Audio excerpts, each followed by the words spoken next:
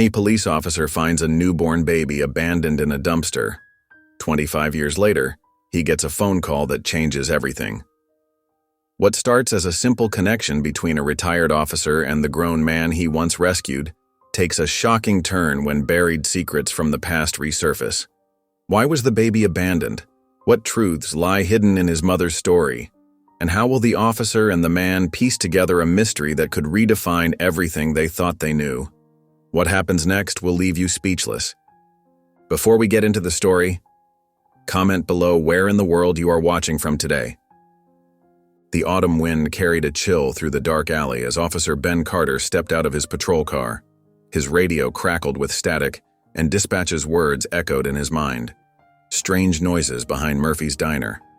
Probably just another raccoon, he thought, but something in his gut told him to investigate thoroughly. The beam of his flashlight cut through the darkness, dancing across brick walls covered in graffiti.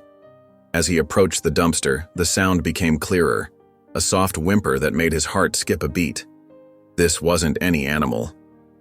"Dear God," Ben whispered, his hands trembling as he lifted the lid. There, wrapped in dirty rags, lay a tiny baby boy, his face red from crying. The infant couldn't have been more than a few hours old. Ben's police training kicked in, but his emotions threatened to overwhelm him. "Dispatch, this is Carter. I need immediate medical assistance behind Murphy's Diner. I've got an abandoned newborn." His voice cracked as he spoke the words. Carefully, Ben reached into the dumpster and cradled the baby in his arms. The boy's cries softened as Ben held him close to his chest, trying to share what warmth he could. "It's okay, little guy. I've got you now. You're safe." Memories of his own childhood flooded back, countless nights in different foster homes, always feeling unwanted, like something discarded. Ben pushed the thoughts away, focusing on the precious life in his arms. "Officer Carter?" A young paramedic jogged up, her partner close behind with their equipment. "How long has he been here?" "I don't know," Ben admitted, reluctantly letting them take the baby. "I found him just a few minutes ago. He's so cold." More patrol cars arrived, their lights painting the alley in alternating red and blue. Ben watched as his fellow officers began their investigation, searching for any clues about who had left the baby. But his eyes kept returning to the infant now being examined in the back of the ambulance. "He seems healthy, all things considered," the paramedic told him. "You found him just in time." Ben nodded, unable to speak past the lump in his throat. He hadn't felt this kind of connection to anyone in years. Not since he'd sworn off letting people get too close. "Social services will need somewhere to place him temporarily," his sergeant said, coming to stand beside him, "until they can find a more permanent solution." Before Ben could stop himself, the words tumbled out. "I'll take him." His sergeant turned, surprise evident on his weathered face. "You, Carter? You've never mentioned wanting to foster before." Ben's heart raced. What was he doing? He had no experience with babies, lived alone in a small apartment, and worked irregular hours. But looking at that tiny face, he knew he couldn't walk away. "I know what it's like," Ben said quietly. "To be alone in the system. To feel like nobody wants you. I can't let that happen to him. Not if I can help." The sergeant studied him for a long moment. "I'll make some calls. No promises, but I'll see what I can do."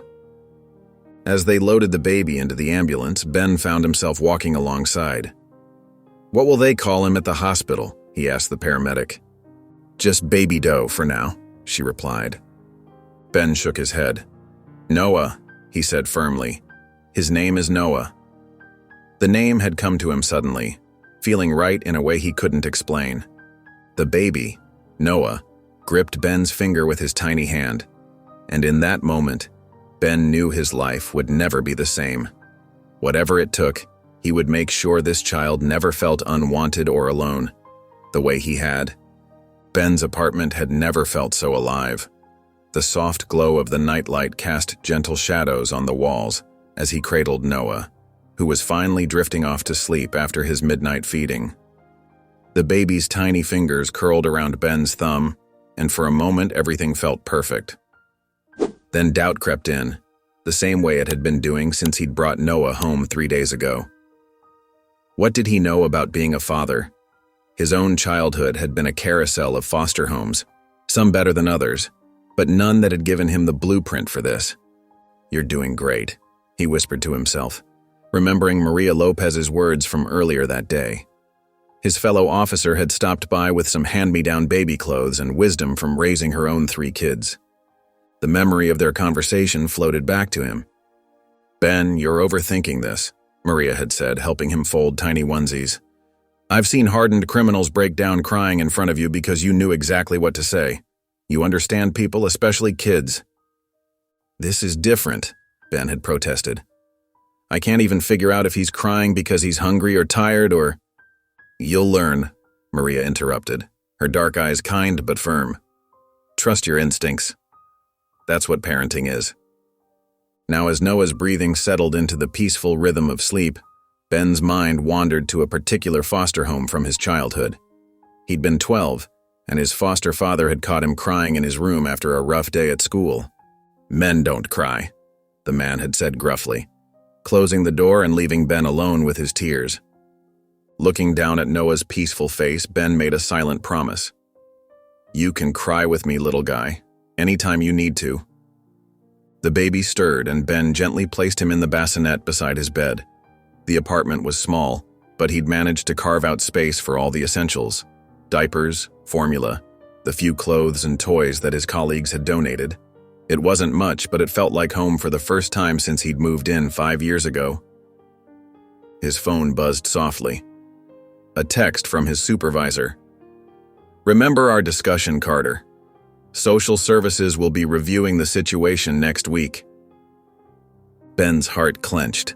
The words from their meeting echoed in his mind. "You're doing a wonderful thing, Carter," Captain Mitchell had said, his expression sympathetic but serious.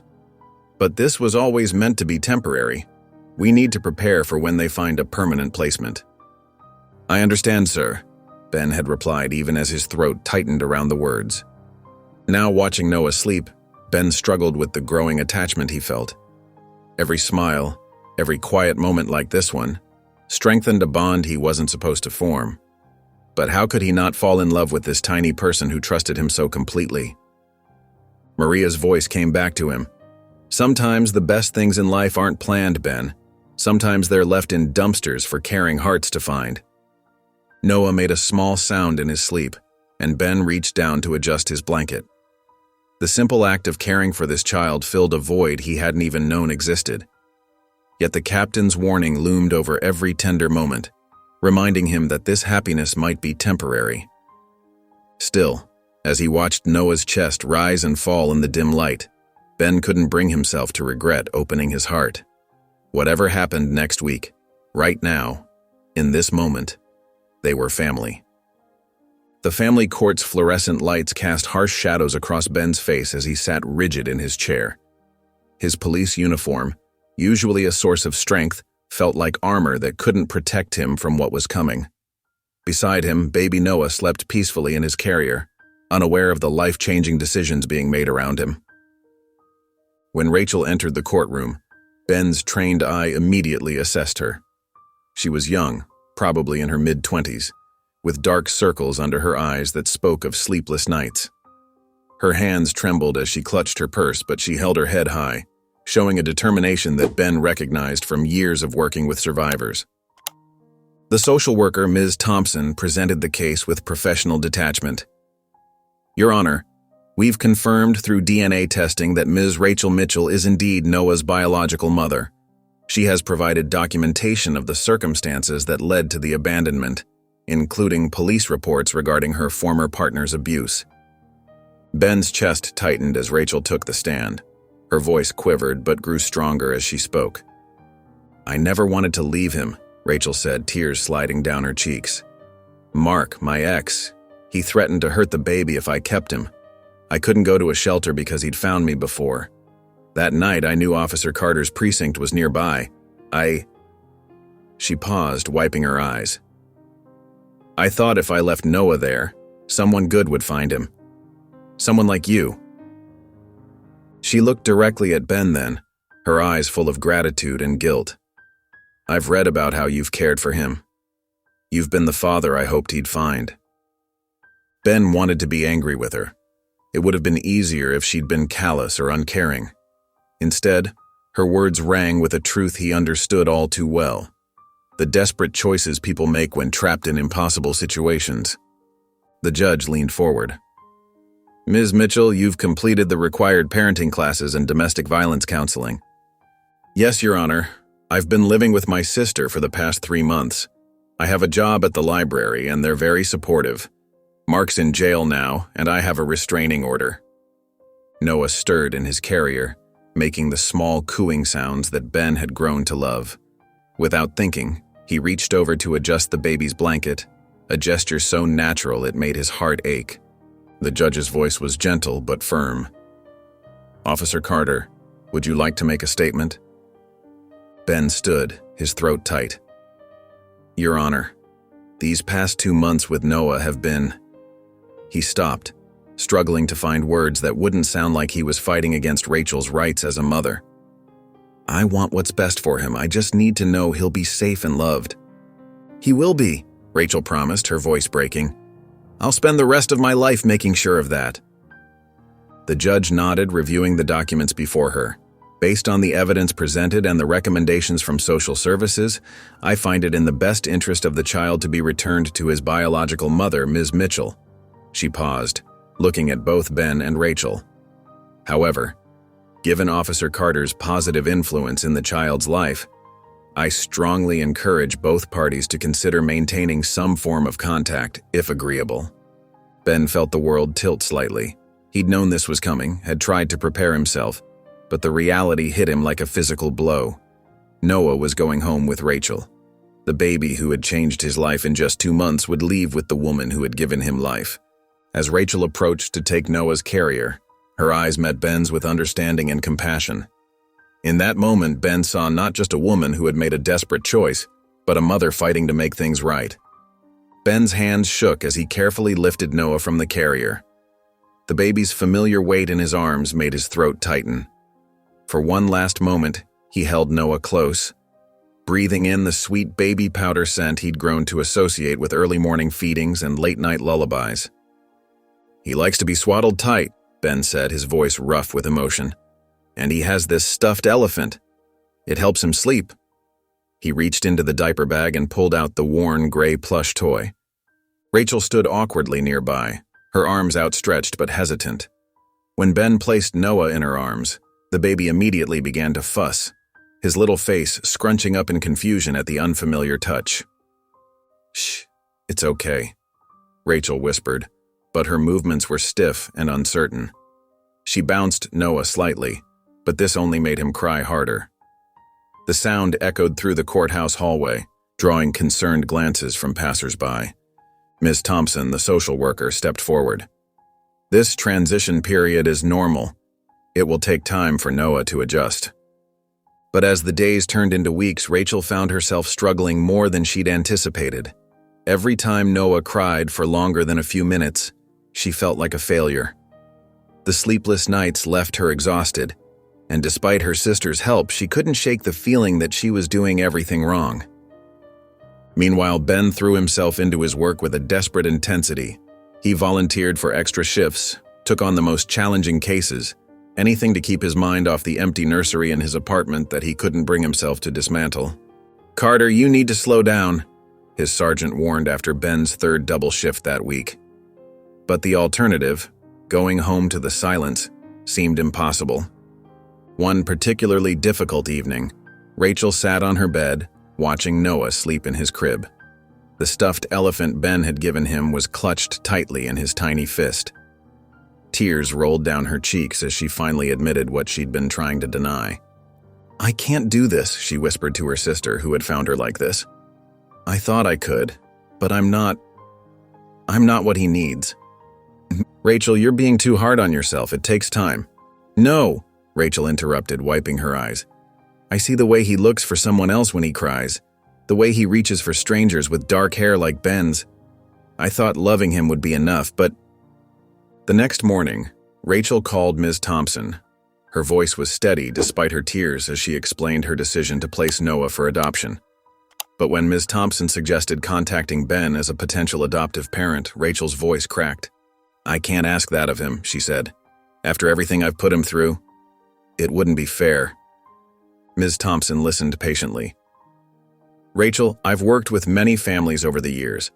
Sometimes the right choice isn't the obvious one. Would you consider at least meeting with him?"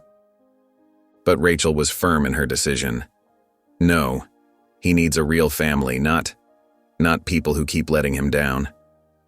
She looked down at Noah, sleeping peacefully in his crib, unaware of the decisions being made about his future. "I need you to find him a family that can give him everything. A mom and dad, siblings maybe, a normal life." As she hung up the phone, Rachel picked up the stuffed elephant from Noah's crib, holding it close as she watched her son sleep. The weight of her decision pressed heavy on her heart, but she believed she was doing what was best for Noah, even if it meant letting him go once again. The Johnsons' home sat on a quiet suburban street lined with maple trees. Ms. Thompson's car pulled into their driveway, and she smiled as she watched little Noah being welcomed into his new family's arms. Sarah Johnson, a kindergarten teacher with warm brown eyes, scooped him up immediately, while her husband David, a pediatrician, gently tickled Noah's chin. "Welcome home, sweetheart," Sarah cooed, her eyes glistening with happy tears. From his parked car across the street, Ben watched the scene unfold. He hadn't planned to come, knowing it wasn't his place, but something had drawn him here. His hands gripped the steering wheel as he observed the perfect little family through misty eyes. The Johnsons had everything Noah deserved: a beautiful home, stable careers, and most importantly, hearts full of love. Their background check had revealed nothing but community service and glowing references. They even had a golden retriever named Max, who was now cautiously sniffing at Noah's tiny feet. Over the next few years, Ben maintained his distance but couldn't help keeping tabs on Noah through the adoption agency's updates. Ms. Thompson, understanding Ben's attachment, would occasionally share photos and milestone reports. "He took his first steps last week," she told Ben during one of their coffee meetings. "Right into their dog's water bowl, apparently." She slid a photo across the table showing a grinning toddler, soaking wet but delighted. Ben's hand trembled slightly as he picked up the picture. Noah had grown so much. His dark curls and bright eyes reminded Ben of those precious few weeks they'd spent together. "He looks happy," Ben said softly, tracing the edge of the photo with his finger. "The Johnsons are wonderful parents," Ms. Thompson assured him. "They read to him every night, take him to the park daily. Sarah's already teaching him his ABCs." Ben nodded, swallowing hard. The void in his life hadn't diminished, but it had changed shape. Instead of raw pain, it was now a quiet ache, tempered by the knowledge that Noah was thriving. On Noah's 5th birthday, Ms. Thompson shared another photo. This one showed Noah in the backyard of the Johnson home, surrounded by other kindergartners, blowing out candles on a dinosaur-shaped cake. Sarah and David stood behind him, their faces glowing with pride and love. Ben studied the photo in his living room that evening. The nursery had long since been converted into a home office, but he kept a small box of memories in his desk drawer. The elephant toy's twin, a few of Noah's first onesies, and now this latest photo. "You got everything you deserved, kid," Ben whispered to the image. "Everything I couldn't give you." He thought about the family he saw in the picture, how David Johnson had taught Noah to ride a tricycle, how Sarah read him bedtime stories every night, how they celebrated every small victory and soothed every hurt. They were the parents Noah needed, providing the stable, loving home Ben had always wished for in his own childhood. Ben carefully placed the photo in his memory box. The pain of letting Noah go had never fully disappeared, but it was overshadowed by a deeper sense of peace. He had played his part in Noah's story, not as the father he'd briefly dreamed of being, but as the protector who had found him that cold night and made sure he found his way to where he belonged. From his desk, he could see the street where he'd first discovered Noah. That moment had changed both their lives forever, though in ways neither could have predicted. While Ben's arms might be empty, his heart was full knowing that somewhere across town, Noah was growing up loved, safe, and happy. Years flowed by like water, marking Noah's growth with a stream of achievements and milestones. Ben kept a scrapbook hidden in his desk drawer, carefully adding each newspaper clipping that mentioned Noah's name. Honor roll announcements, science fair victories, Little League championships. Each one told the story of a boy growing up strong and loved. At the precinct, Ben threw himself into his work with renewed dedication. His fellow officers noticed the change in him after Noah, the way he worked longer hours, volunteered for extra shifts, and seemed to pour everything he had into each case. "Carter," Chief Williams said one morning, sliding a commendation across his desk. "Outstanding work on the Henderson case." Ben nodded, accepting the praise with his usual quiet demeanor. It was his third commendation that year. Through Ms. Thompson's occasional updates, Ben learned that Noah had inherited David Johnson's love for science and Sarah's gift for connecting with people. At 12, Noah won first place in the regional science fair with a project about water purification. Ben carefully cut out the newspaper article, his chest tight with pride as he studied the photo of Noah beaming next to his display board. When other officers invited him to after-work gatherings or holiday parties, Ben would politely decline. Maria Lopez, now a sergeant, still tried to draw him out of his shell. "You can't keep living like this, Ben," she said one day over coffee in the break room. "It's been years." Ben stared into his cup. "I'm fine, Maria. The job is enough." But it wasn't enough, not really. His apartment remained spartanly furnished, with bare walls except for his service medals and commendations. The only personal touch was that box in his desk, filled with fragments of a life he watched from afar. At Noah's middle school graduation, Ben parked across the street from the auditorium. He watched families stream in, catching a glimpse of the Johnsons, Sarah in a flowery dress, David carrying a camera. Through the window, he could see Noah in his graduation gown, taller now, his smile bright as he chatted with friends. The years continued their relentless march. More commendations piled up on Ben's desk. His hair grayed at the temples, and the job began taking a greater toll on his body. Yet he persisted, channeling all his energy into being the best officer he could be. When his retirement date approached, the precinct organized a celebration. Ben sat uncomfortably as colleagues praised his 27 years of service, his dedication, his integrity. Chief Williams presented him with a plaque commemorating his achievements. "Officer Carter has been an example to us all," the chief announced to the gathered crowd. "His commitment to serving and protecting has never wavered." But as Ben packed up his desk that final day, his eyes kept returning to the drawer containing Noah's mementos. The real measure of his life, he thought, wasn't in the plaques or medals. It was in those precious few weeks when he'd held a tiny baby in his arms, dreaming of a future that wasn't meant to be. He carried his box of belongings to his car, nodding goodbye to fellow officers. The setting sun cast long shadows across the parking lot as he slid behind the wheel. In his rearview mirror, the precinct building stood solid and familiar. The place that had been his refuge, his purpose, his escape from the emptiness that still echoed through his life. At home, Ben placed his service weapon in its lockbox one last time. He sat in his quiet living room, surrounded by the tokens of a successful career, but haunted by the memories of a small boy who had briefly made his life complete. The afternoon sun cast long shadows through Ben's living room window as he sat in his worn leather armchair, absently flipping through an old case file. His retirement days had fallen into a quiet routine: morning coffee, crossword puzzles, and occasional visits to the local library. But today was different. His hands trembled slightly as he checked his watch for the third time in 10 minutes. The phone call from yesterday still echoed in his mind. "Officer Carter?" The young man's voice had been steady, professional. "This is Noah Johnson. I believe you're the officer who found me 25 years ago." Ben's heart had nearly stopped at those words. He'd gripped the phone tighter, his voice barely a whisper. Yes, I am." Now, waiting for Noah's arrival, Ben's eyes drifted to the desk drawer where he kept his precious collection of newspaper clippings. He'd followed Noah's career from afar, watching with pride as the boy became an award-winning investigative journalist for the city newspaper. The doorbell rang, startling Ben from his thoughts. He stood slowly, his knees protesting slightly, and smoothed down his pressed shirt. He'd changed 3 times that morning, wanting to look presentable, but not too formal. When he opened the door, Ben found himself face to face with a tall young man, whose features he knew only from photographs. Noah Johnson stood there in a navy blazer and khakis, looking every bit the professional journalist. But it was his eyes that caught Ben's attention. They held the same determined look he remembered from that tiny baby all those years ago.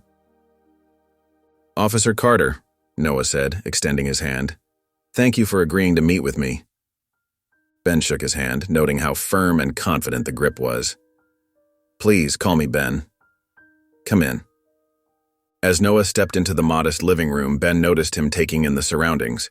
The neat stacks of books, the police service medals displayed on the wall, the simple furniture. Noah's reporter's instincts were clearly at work, observing and cataloging details. "Can I get you something to drink?" Ben offered, his voice rougher than usual. "Water? Coffee?" "Water would be fine, thank you." While Ben went to the kitchen, he could hear Noah moving around the living room. His heart raced as he filled 2 glasses with trembling hands. When he returned, he found Noah studying the commendation plaques on the wall. "You had quite a career," Noah commented, turning to accept the water.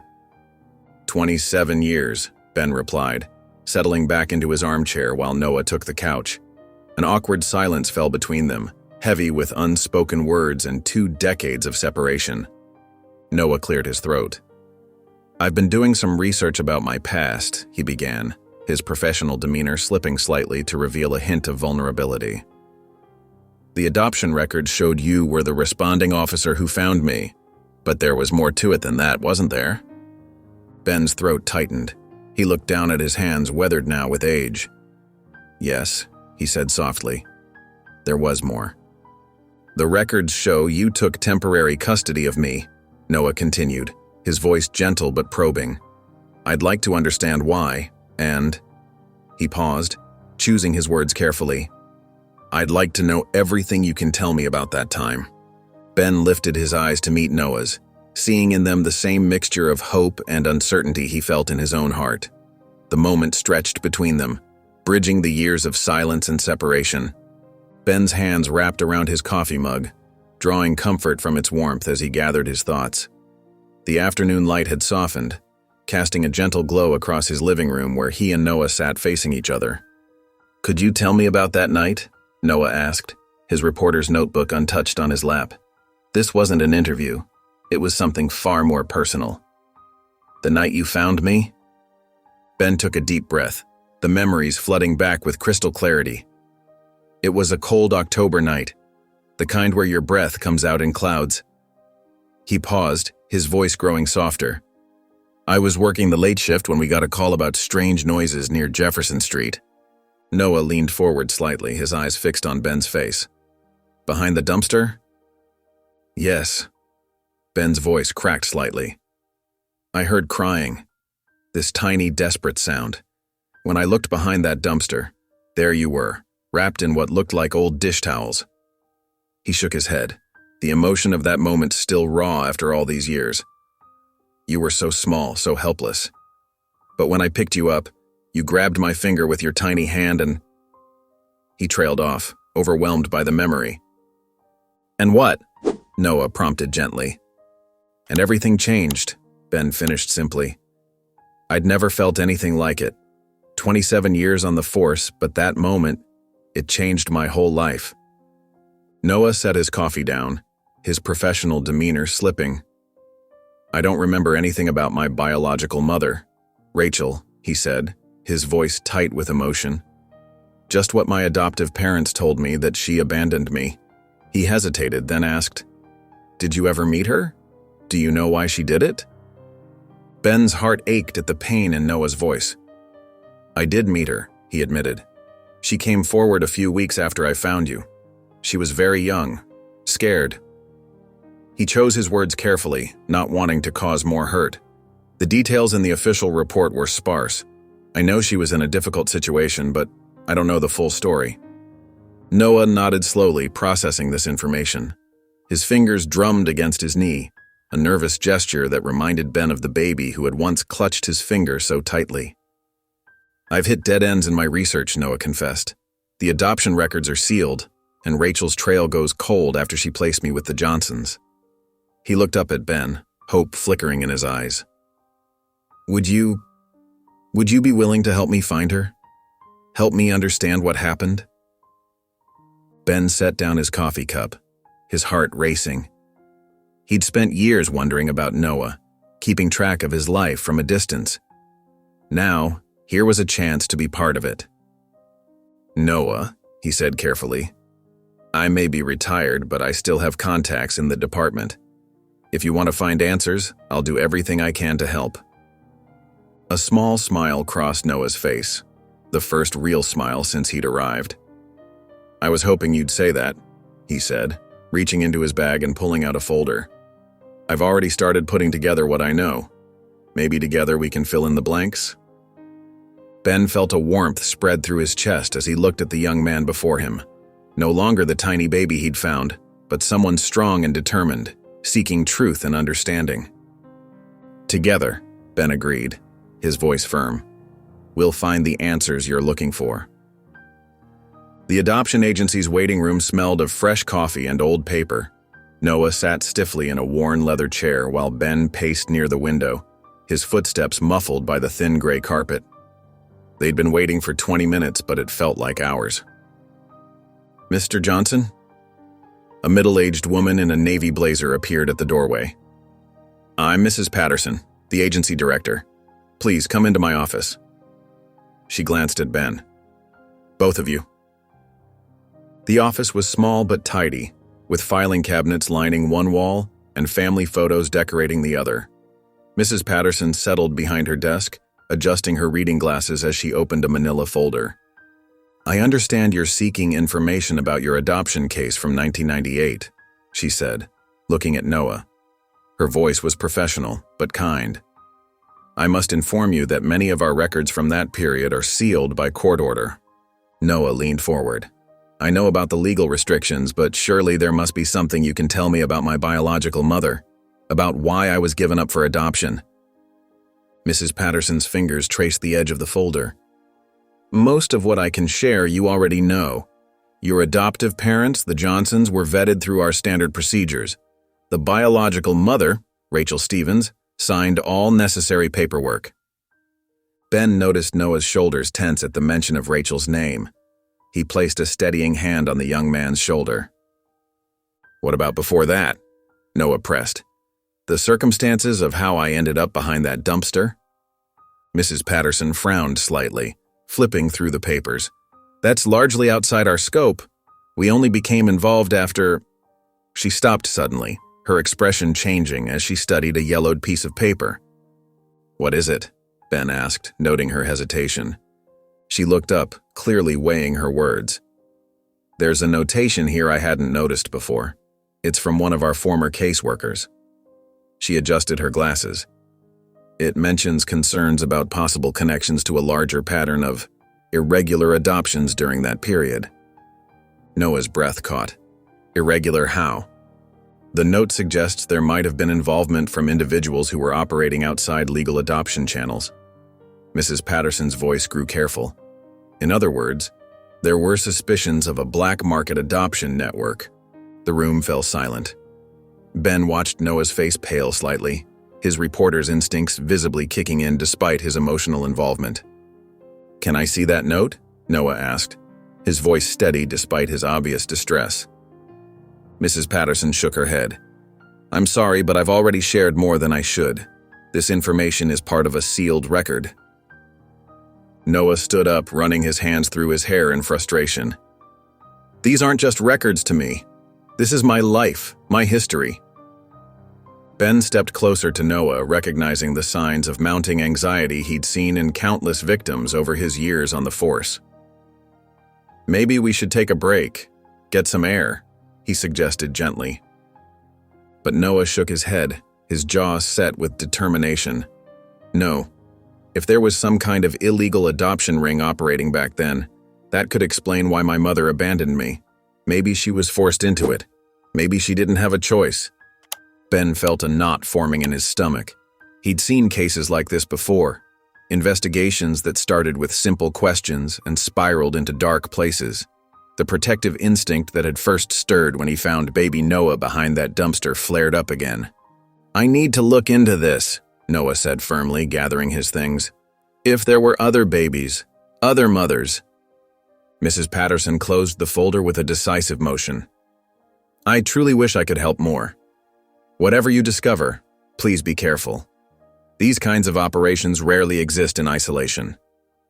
The city archive building loomed before them, its weathered brick facade a testament to decades of stored history. Noah adjusted his messenger bag as Ben held open the heavy wooden door. Inside, the air carried the distinct scent of aged paper and dust. "Can I help you, gentlemen?" An elderly archivist peered at them over wire-rimmed glasses, her silver hair pulled back in a neat bun. "Yes, we're researching adoption cases from 1998, Noah explained, pulling out his journalist credentials. "Specifically, any news coverage or public records about illegal adoption schemes." The archivist, who introduced herself as Mrs. Whitman, led them through narrow aisles of filing cabinets and towering shelves. "The newspaper archives from that period are in these sections," she said, gesturing to a row of bound volumes. "And public records are stored over there." Ben and Noah settled at a reading table, surrounded by stacks of old newspapers and manila folders. Hours passed as they combed through countless articles and reports. The fluorescent lights hummed overhead while Ben's coffee grew cold, forgotten. "Look at this," Noah said suddenly, his voice tight. He spread out a yellowed newspaper article dated March 1998. The headline read, "Investigation Reveals Underground Adoption Ring." Ben leaned in closer, his police instincts awakening as he scanned the text. The article detailed an extensive network of black market adoptions operating throughout the city. Young mothers, mostly from vulnerable backgrounds, were being pressured to give up their babies. "There," Noah pointed, his finger trembling slightly. "Rachel Stevens, age 19, declined to comment on allegations of involvement." Ben watched Noah's face carefully. The young journalist's expression hardened as he continued reading. The article mentioned falsified documents, coercion, and significant sums of money changing hands. "She lied to me," Noah said, his voice barely above a whisper. "All that stuff about an abusive partner, about being forced to abandon me." He pushed back from the table, running both hands through his hair. "It was all made up." "We don't know the whole story yet," Ben cautioned, though his own heart felt heavy. He remembered Rachel's tears when she'd claimed Noah, her apparent remorse. Had it all been an act? Noah pulled another folder closer, this one containing court records. "Look at these documents. They're all forged. Birth certificates, consent forms, everything. And Rachel's name keeps coming up as a witness in multiple cases." Mrs. Whitman appeared with another stack of newspapers. "I found more articles from that time period," she said quietly, noting Noah's distressed expression. As they dug deeper, a pattern emerged. Rachel hadn't been just another victim. She'd been actively involved in the scheme, helping to process paperwork and even recruiting other young mothers. "She wasn't forced into anything," Noah said, his voice thick with emotion. "She was part of it. She helped them do this to other babies, other families." He stood up abruptly, knocking his chair backward. "She didn't just abandon me. She sold me." Ben reached for Noah's arm, but the younger man pulled away. The pain in Noah's eyes reminded Ben of countless victims he'd encountered during his years on the force. That moment when trust shattered, when the truth proved worse than imagination. "I need some air," Noah muttered, gathering his notes with shaking hands. The betrayal was written clearly across his face, in the set of his shoulders, in the way his journalist's composure crumbled under the weight of personal devastation. Ben watched helplessly as Noah headed for the exit, leaving scattered newspapers in his wake. The truth they'd uncovered lay spread across the table like shrapnel from an explosion, each piece another wound in Noah's understanding of his past. Ben's old police sedan rolled into the quiet town of Mill Creek, where modest houses lined streets shaded by ancient maple trees. His investigation had led him here, to a small craftsman-style home with peeling blue paint and a well-tended garden. He sat in his car for a long moment, watching the house. Through the front window he could see movement, a woman watering plants on the windowsill. Rachel.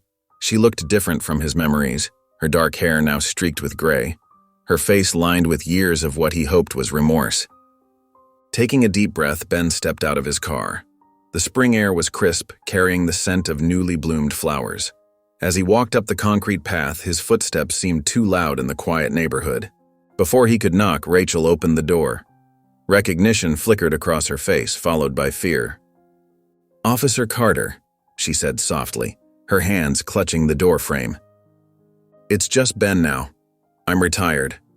He kept his voice gentle, non-threatening. "May I come in? We need to talk about Noah." Rachel's face paled, but she stepped aside. The living room was small but tidy, with second-hand furniture and walls covered in paintings of peaceful landscapes. A half-finished puzzle sat on a card table by the window. "Would you like some tea?" Rachel asked, her voice trembling slightly. "No, thank you."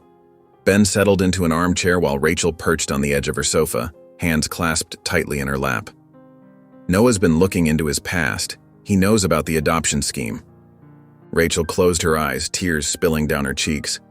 "I knew this day would come," she whispered. "I've dreaded it for 25 years. He deserves the truth, Rachel, all of it." She nodded, wiping her eyes with shaking hands. "I was so young, so stupid. They found me at a shelter for pregnant teenagers, said they could help me make money, enough to start a new life." Her voice cracked. "At first, they just had me doing paperwork, connecting other girls with wealthy couples. But then they wanted your baby too," Ben finished quietly. "They weren't just adoption brokers," Rachel continued, her words tumbling out faster now. "They were dangerous people, involved in all sorts of illegal activities. When I tried to back out to keep Noah," she shuddered, "they made it clear what would happen to both of us if I didn't cooperate." Ben leaned forward. "Why didn't you tell the police?" "They had people everywhere, including in law enforcement. I didn't know who to trust." Rachel stood up, walking to a small desk in the corner.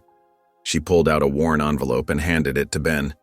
Inside were old photographs and newspaper clippings about the adoption ring's eventual exposure. "After they were arrested, I tried to find Noah, but he'd already been adopted. I told myself he was better off without me." "He needs to hear this from you," Ben said, returning the envelope. "He's hurt and angry, but he's also searching for understanding." Rachel sank back onto the sofa, looking smaller somehow. "Do you think he could ever forgive me?" "I don't know," Ben answered honestly, "but he deserves the chance to try. Will you meet with him?" Silence filled the room as Rachel struggled with her decision. Finally, she nodded. "Yes," she whispered. "I owe him that much. I owe him everything." "I'll arrange it," Ben said, standing. "But Rachel, he needs the whole truth. No more lies, no more hiding." "I understand." Rachel walked him to the door, then paused. "Thank you, Ben, for being there for him when I couldn't be." Ben nodded, unable to speak past the lump in his throat. As he walked back to his car, he pulled out his phone to call Noah, knowing the hardest part of their journey still lay ahead. The small cafe on the outskirts of Mill Creek was nearly empty when Ben arrived. He'd chosen this location carefully, neutral ground, quiet enough for a private conversation, but public enough to feel safe. The morning sun streamed through large windows, casting warm light across wooden tables and mismatched chairs. Rachel was already there, sitting at a corner table with her hands wrapped around an untouched cup of coffee. She wore a simple blue dress and looked as if she hadn't slept. When she saw Ben, she managed a weak smile that didn't reach her eyes. "He's coming," Ben said softly, taking a seat beside her. "Are you ready?" Rachel nodded, though her trembling hands betrayed her nervousness. "I brought something for him." She gestured to a small wooden box on the table, worn with age and tied with a faded ribbon. The bell above the door chimed and Noah walked in. He stood for a moment, his tall frame tense as he spotted them. Ben noticed how his jaw clenched, how his hands formed fists at his sides before slowly relaxing. Noah approached their table with measured steps, his expression carefully neutral. "Noah," Rachel whispered, half rising from her chair. "Stay seated," Noah said, his voice tight. He pulled out a chair and sat down, maintaining distance from both Rachel and Ben. "I'm here for answers, not a reunion." Rachel's face fell, but she nodded. "Of course, what do you want to know?" "Why?" The word came out sharp, cutting through the cafe's quiet atmosphere. "Why did you abandon me in a dumpster? Do you know what it's like to grow up wondering if your own mother thought you were trash?" "Noah," Ben cautioned gently, but Noah shook his head. "No, I need to know." His voice cracked slightly. "Was it really just about money? Selling your baby to the highest bidder?" Rachel's hand shook as she reached for the wooden box. "I kept these," she said, untying the ribbon. "I've carried them with me for 25 years. She carefully removed a tiny hospital bracelet, laying it on the table. "This was yours. You were so small, so perfect." Noah stared at the bracelet but didn't touch it. Rachel continued, pulling out a yellowed envelope. "I wrote this letter the day after I left you. I never sent it because I was afraid they would find you." "They?" Noah asked, his voice quieter now. Rachel explained about the adoption ring, about the threats and fear, her words tumbling out faster as she spoke. She described how they'd followed her, how they'd made it clear what would happen if she didn't cooperate. Tears rolled down her cheeks as she recalled the night she left him, knowing Officer Carter's beat would bring him to that location. "I chose that spot because I'd seen him help homeless people there," she admitted. "I watched from the shadows until I knew you were safe." Noah's hands resting on the table had unclenched. He looked at the letter, still unopened after all these years. "What does it say?" "Everything I wished I could tell you, how much I loved you, how sorry I was, how I prayed every night that you would find a family who could give you everything I couldn't." Noah picked up the letter but didn't open it. His face showed a complex mix of emotions. Anger still, but also confusion, pain, and something softer beginning to emerge. He stood abruptly, clutching the letter. "I need time," he said, his voice rough. I need to think about all this." Rachel nodded, tears still flowing. "I understand. Take all the time you need." Noah turned and walked out of the cafe, the bell chiming softly behind him. Ben watched through the window as Noah stood on the sidewalk for a long moment, the letter held tightly in his hand, before walking away. Noah sat in his dimly lit home office, surrounded by stacks of old newspapers and documents. His laptop screen cast a blue glow across his tired face as he scrolled through decades-old police reports. The letter from Rachel lay unopened on his desk, its edges worn from being handled so many times over the past week. He rubbed his eyes, feeling the strain of hours spent piecing together fragments of the past. His wall had become a maze of sticky notes, red string, and newspaper clippings, all connected to the black market adoption scheme that had torn his life apart 25 years ago. "Cross-reference the dates," he muttered to himself, typing furiously. Each new detail he uncovered painted a clearer picture of the operation's scope. It wasn't just Rachel. There were dozens of mothers, all young, all vulnerable, all trapped in impossible situations. His phone buzzed. Another text from Rachel. He'd been ignoring them, but found himself reading each one multiple times before going back to work. This one was simple. "I hope you're okay." Noah's anger had slowly begun to shift as he uncovered more about the organization that had targeted Rachel. Police reports described threats of violence, blackmail, and manipulation.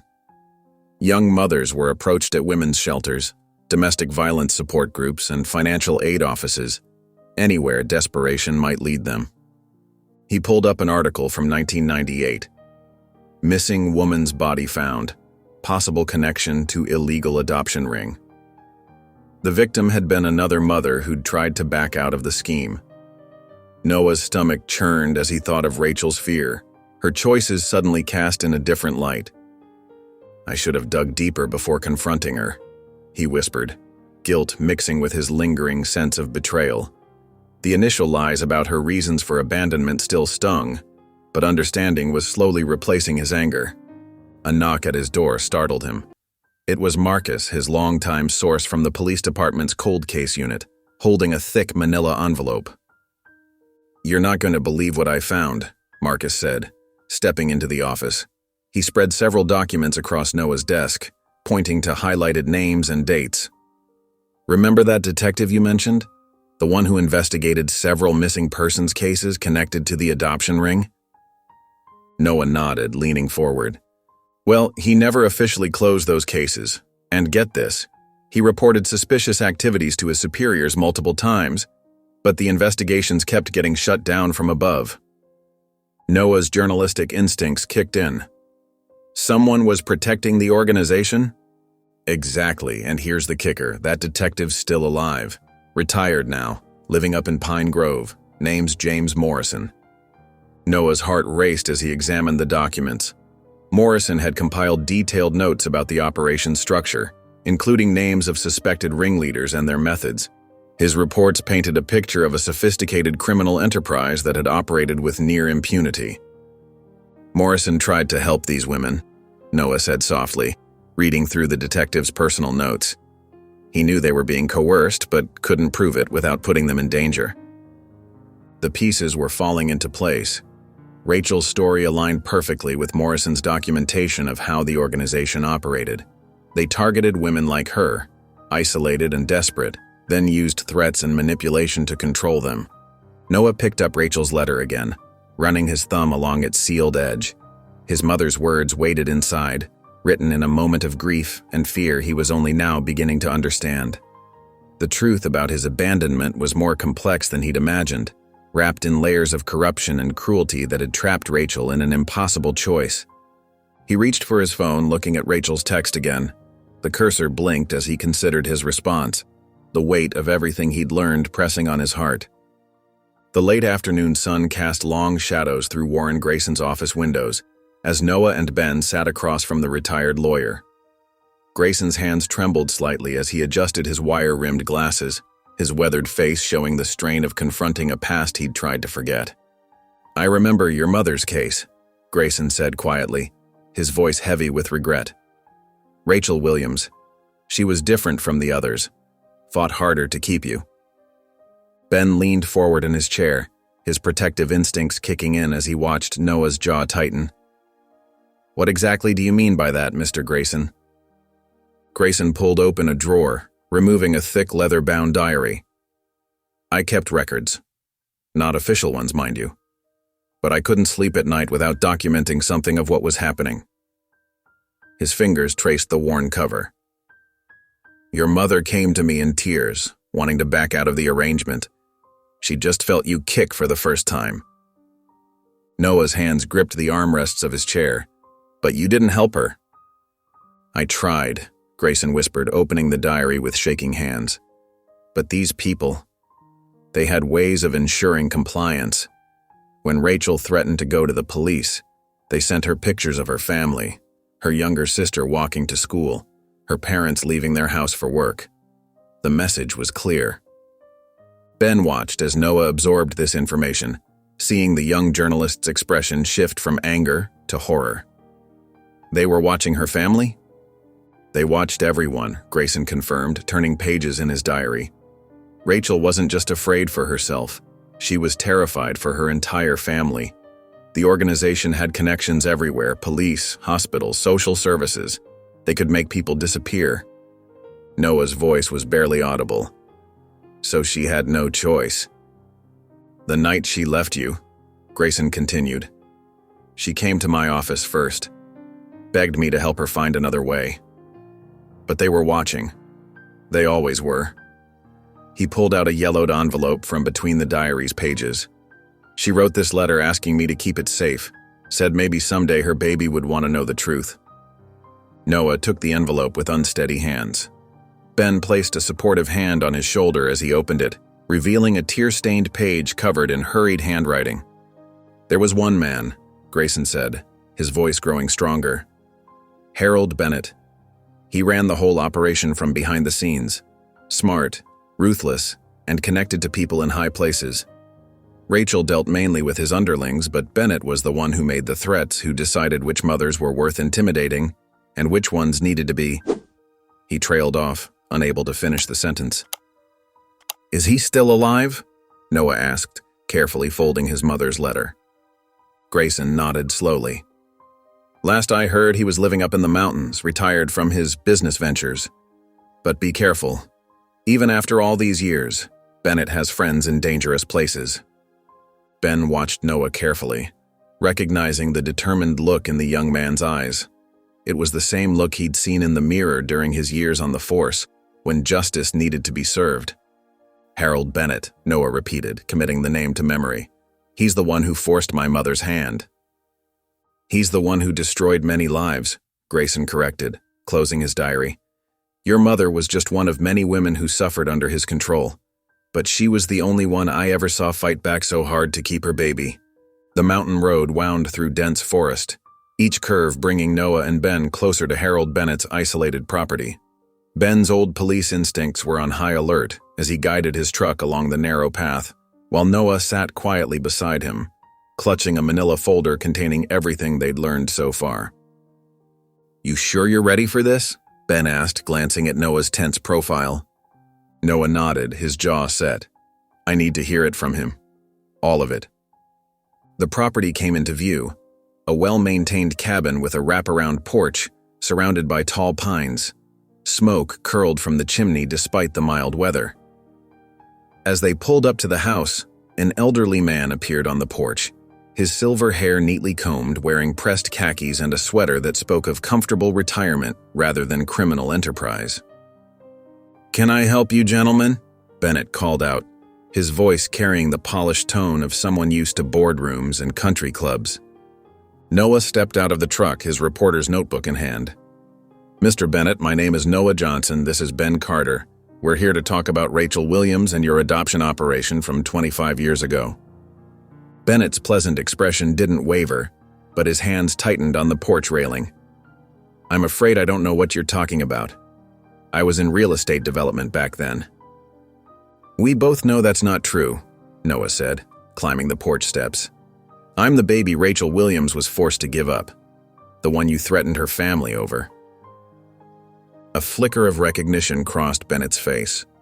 He looked at Ben, who had positioned himself near the steps, his stance casual but ready. "Former law enforcement?" Ben nodded. "We're not here to cause trouble, Mr. Bennett. Just looking for the truth." Bennett studied them both for a long moment, then sighed. "Come inside. It's getting chilly out here." The interior of the cabin was luxurious but sparse, with expensive furniture and bare walls. Bennett gestured them toward leather armchairs while he settled into a high-backed chair near the fireplace. "What exactly do you want to know?" Bennett asked, his tone businesslike. "Everything," Noah replied, "starting with why you threatened my mother and her family." Bennett steepled his fingers. "Young man, you have to understand the times. There were so many unwanted children, so many desperate mothers, and so many good families willing to pay for a baby. We provided a service." "You forced women to give up their children?" Noah's voice cracked with emotion. "My mother wanted to keep me." "Some of them got cold feet," Bennett said dismissively. "We had to ensure the arrangements were honored.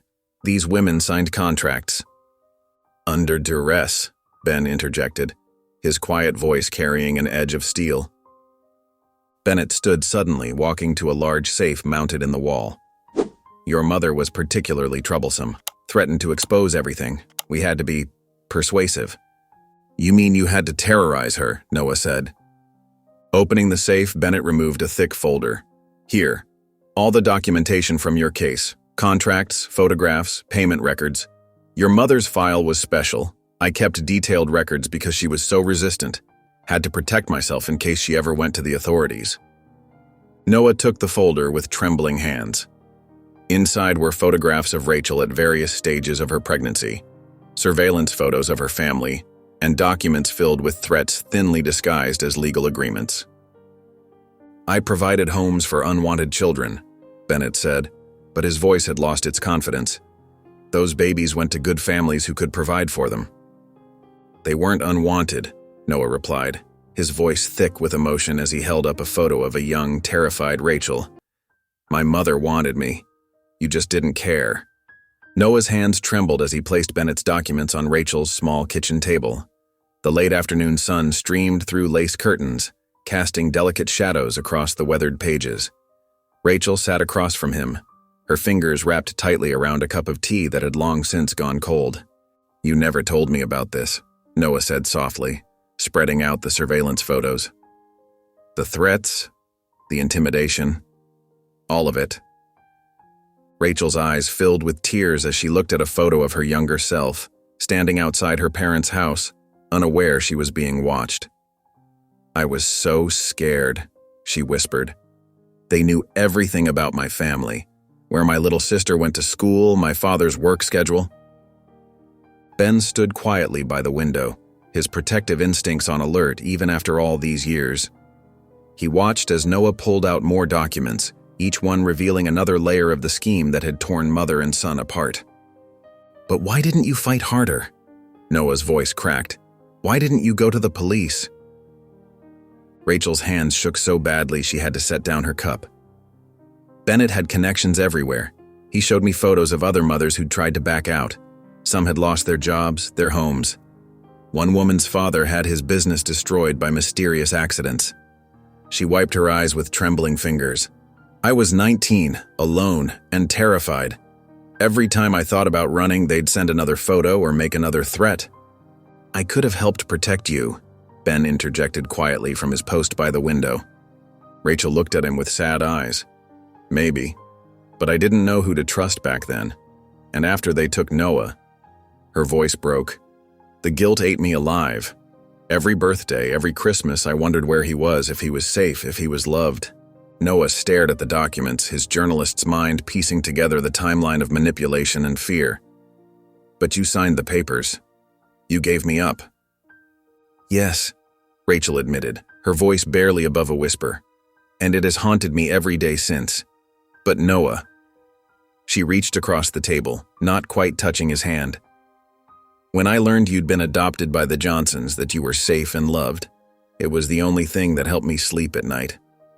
Tears rolled down her cheeks as she continued. I know I should have been stronger, should have found a way to keep you, but I was so young, so scared.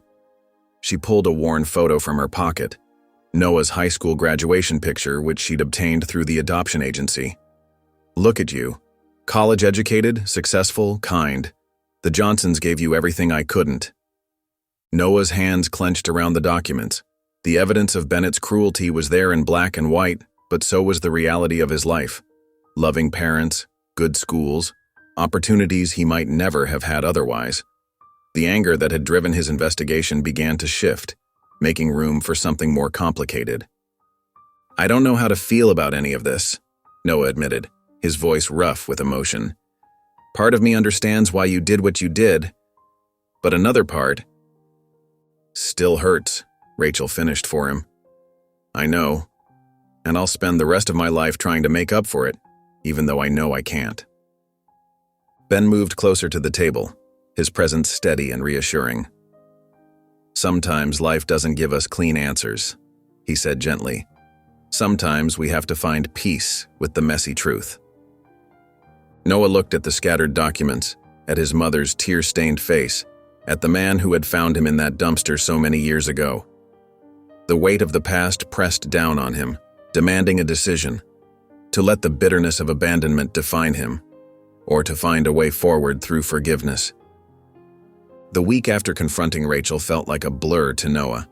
He buried himself in work, taking on extra assignments at the newspaper and dodging calls from both Rachel and Ben. His apartment became his fortress, stacks of documents and old case files creating a wall between him and the complicated emotions he wasn't ready to face. One evening, as rain pelted against his windows, a familiar knock echoed through his apartment. Noah knew that steady, measured rhythm. It was Ben's signature knock from his police days. For a moment, Noah considered pretending he wasn't home, but something in him couldn't ignore the man who had first saved his life. "You look terrible," Ben said when Noah opened the door. His eyes took in Noah's disheveled appearance, the wrinkled shirt, the dark circles under his eyes. "Thanks," Noah muttered, but stepped aside to let Ben in. "I've been busy." Ben surveyed the chaos of Noah's living room, takeout containers mixed with newspaper clippings and legal documents. "I can see that. You're hiding." "I'm processing," Noah corrected, clearing some papers from his couch so Ben could sit. "There's a difference between processing and running away." Ben remained standing, his presence filling the small room with quiet authority. "I know something about both." Noah slumped into his desk chair. I can't look at her without seeing everything I lost. Everything that could have been different." "Let me tell you a story," Ben said, finally taking a seat. "The night I found you, I was supposed to be off duty. I'd switched shifts with another officer because I couldn't stand being alone in my apartment. Growing up in foster care, I'd learned to keep busy to avoid feeling lonely." Noah looked up, surprised by this revelation. Ben rarely spoke about his past. "But that night, hearing your cry," Ben's voice grew thick with emotion. "It changed everything. For the first time in my life, I felt a purpose bigger than myself. Those few months I had with you showed me I was capable of love, of being more than my past." "But you lost me too," Noah said quietly. "I did, and it hurt like hell. But you weren't lost, Noah. You were found, by the Johnsons, by love, by opportunity. Sometimes life's greatest gifts come wrapped in our deepest wounds." Noah thought about his old mentor, Jack Martinez, the veteran journalist who had first inspired him to pursue investigative reporting. Jack had always said that the best stories came from people who'd transformed their pain into purpose. "Remember Jack?" Noah asked suddenly. "My first editor at the college paper?" Ben nodded, recognizing the name from Noah's stories. He used to say that every great journalist has a story that drives them. I always thought mine was being abandoned, but maybe... Noah trailed off, standing to look out his rain-streaked window. "Maybe it's about more than that." "What do you mean?" "Jack lost his daughter in a car accident," Noah said quietly. "But instead of letting it destroy him, he channeled that pain into investigating auto safety regulations. His work saved countless lives." Noah turned back to Ben. "He taught me that the story isn't just about what happens to us. It's about what we choose to do with it." Ben watched as something shifted in Noah's expression, a subtle softening around his eyes. "You're thinking about visiting him, aren't you?" "Yeah," Noah admitted. I think I need to remember what he taught me about turning pain into something meaningful." "That sounds like a good start," Ben said, standing up. "Sometimes we need to step back to see the whole picture more clearly." Noah nodded, already reaching for his phone to call his old mentor. The rain continued to fall outside, but the atmosphere in the apartment had changed, as if a window had been opened to let in fresh air. The autumn sun cast long shadows across Jefferson Park as Noah waited on a weathered wooden bench. His hands fidgeted with the strap of his messenger bag, while fallen leaves skittered across the path before him. He'd chosen this spot carefully. It was where the Johnsons used to take him for Sunday picnics, a place that held memories of unconditional love. Ben arrived first, his familiar steady stride bringing him down the leaf-strewn path. He carried 2 paper cups of coffee, offering one to Noah with a gentle smile. "Thought you might need this." "Thanks," Noah said, accepting the warm cup. The familiar aroma helped steady his nerves. They sat in comfortable silence until Rachel appeared at the park entrance. She walked slowly, clutching a worn leather-bound book to her chest like a shield. Noah noticed how small she looked, how her shoulders hunched slightly as if carrying an invisible weight. "Hi," she said softly, stopping a few feet from the bench. Her eyes darted between Noah and Ben, uncertain. "Please sit," Noah gestured to the space beside him. Ben moved to stand, giving them privacy, but Noah caught his arm. "Stay. You're part of this too." Rachel settled onto the bench, the leather book resting in her lap. Her fingers traced its edges nervously. "I've been doing a lot of thinking," Noah began, his voice steady despite the emotion building in his chest. "About choices and consequences and forgiveness." He turned to face Rachel directly. "I needed to understand why you did what you did." Rachel's hands trembled as she opened the book. "Before I try to explain again, I want to show you something." She carefully turned the pages, revealing a collection of newspaper clippings, school program printouts, and distant photographs. "I never stopped thinking about you, Noah. Every achievement, every milestone, I collected them all." Noah leaned closer, his breath catching as he recognized himself through the years. There he was at his high school graduation, accepting his journalism award, his first byline in the city paper. "How did you—" "I subscribed to every local paper," Rachel explained, her voice thick with emotion. "I followed your career from a distance.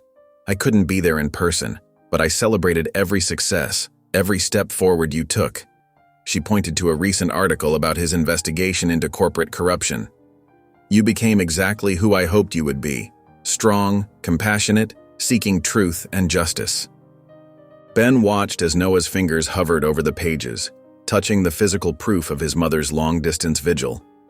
The retired officer's eyes glistened with unshed tears. "I know I can never make up for abandoning you," Rachel continued, her words coming faster now, as if afraid she'd lose her courage. "The scheme, the threats, they were real, but they don't excuse everything. I was young and scared, but you deserved better. You deserved a mother who would fight harder." Noah closed the scrapbook gently, his hand resting on its worn cover. The weight of Rachel's decades-long regret, her silent witness to his life, settled over him like a heavy blanket. He thought about Jack's words about transforming pain, about Ben's unwavering support, about the love that had shaped him despite, or perhaps because of, his complicated beginnings. Looking at Rachel's tear-stained face, Noah saw not just the woman who had left him, but also the mother who had loved him enough to let him go, who had carried the weight of that choice every day since. He reached. Noah sat at his desk in the dim light of his home office, the gentle hum of his laptop the only sound in the room. The cursor blinked steadily at the end of his latest sentence, waiting for more words to follow. He'd been writing for hours, pouring his heart onto the digital page, telling a story that had taken 25 years to unfold. The working title stared back at him: "The Price of Love, Inside Chicago's Black Market Baby Trade." Below it, thousands of words traced not just the criminal enterprise that had torn families apart, but the very personal story of a mother's impossible choice and a son's journey to understanding. He scrolled back to the section about Rachel, reading it again. In 1998, a young woman named Rachel stood in a dimly lit parking lot, clutching her newborn son. She hadn't slept in days, haunted by threats from men who saw her desperation as a business opportunity. They had promised her child would find a loving home, but the price was her silence. As she placed her baby near that dumpster, she left behind not just her son, but a piece of her soul. Noah pushed back from his desk, running his hands through his hair. The words felt both too intimate and not intimate enough. He'd included the documents Bennett had provided, the paper trail of corruption that had destroyed countless families. But it was Rachel's story, his story, that formed the emotional core of the piece. His phone buzzed with a text from Ben. "How's the writing going, kid?" Noah smiled at the familiar nickname. Ben's steady presence throughout this journey had given him the strength to keep digging, even when the truth hurt. He'd included that too, the dedicated officer who had found him, who had wanted to be his father, who had never stopped caring. Turning back to his laptop, Noah read another passage. The scheme preyed on vulnerability, young mothers without resources, without support, without options. They twisted desperation into profit, turning the most intimate bond between mother and child into a commodity to be bought and sold.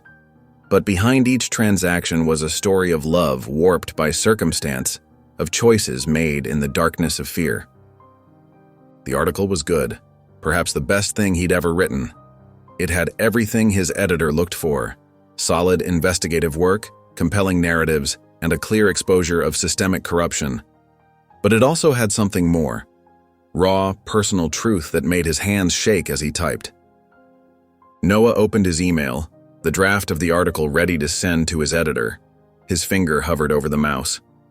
Publishing this would mean everyone would know. His colleagues, his friends, the whole city. They would know about his abandonment, about Rachel's choice, about the years of separation and the painful path to understanding. The cursor blinked, waiting for his decision. Would making this public help other families torn apart by similar schemes? Would it bring healing to those still carrying the scars of impossible choices?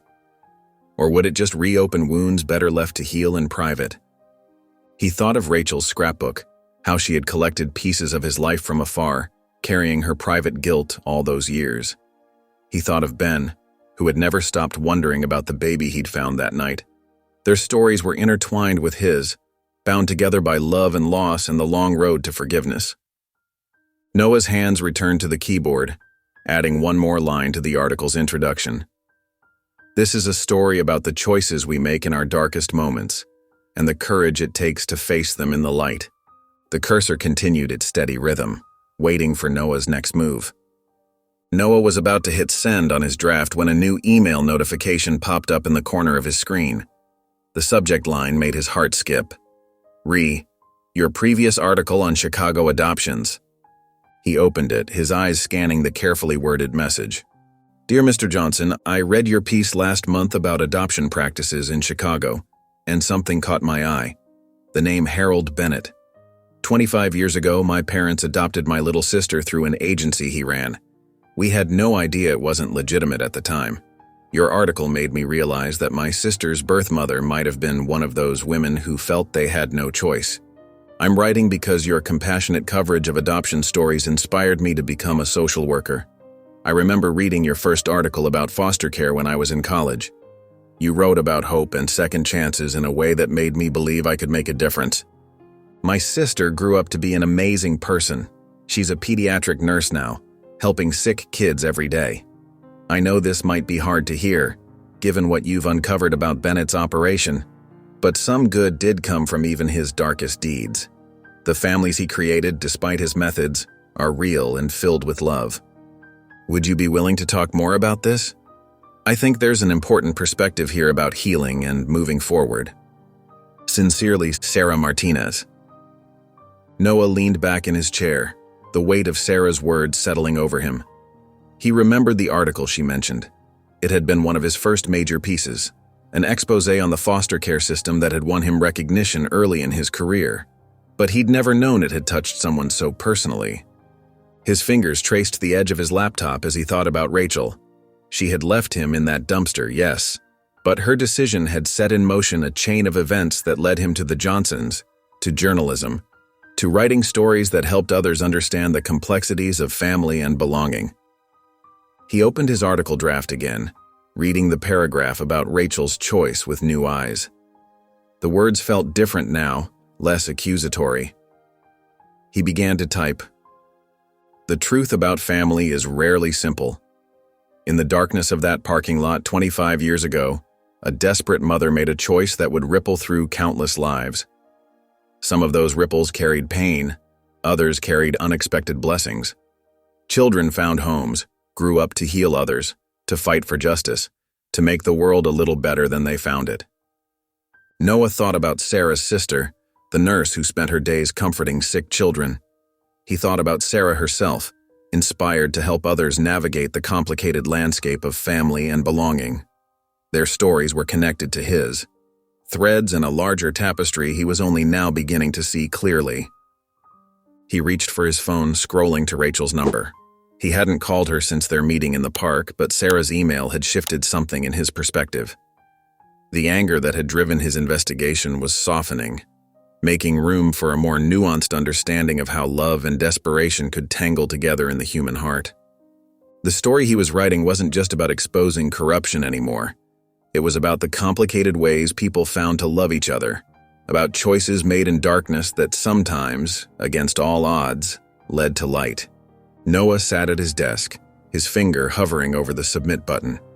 The article had gone through countless revisions, each word carefully chosen to honor the complex web of stories he'd uncovered. With a deep breath, he clicked send. The dedication at the top read, "To those whose lives were forever changed by illegal adoptions, The mothers who faced impossible choices, the children who grew up searching for answers, and the families who opened their hearts despite the circumstances. Your stories matter. As the confirmation email arrived in his inbox, Noah felt a weight lift from his shoulders. The truth was finally out there, not just his personal story, but the larger narrative of how desperation and hope could intertwine in the messiest of ways. Across town, Ben Carter sat in his modest living room, phone pressed to his ear. "Rachel," he said gently, "I know things are complicated, but Noah's article, it shows he's starting to understand." Rachel's voice trembled on the other end. "I saw it online this morning, the way he wrote about the mothers, about me. It was so compassionate. I never expected that." "He's ready," Ben assured her. "I can feel it.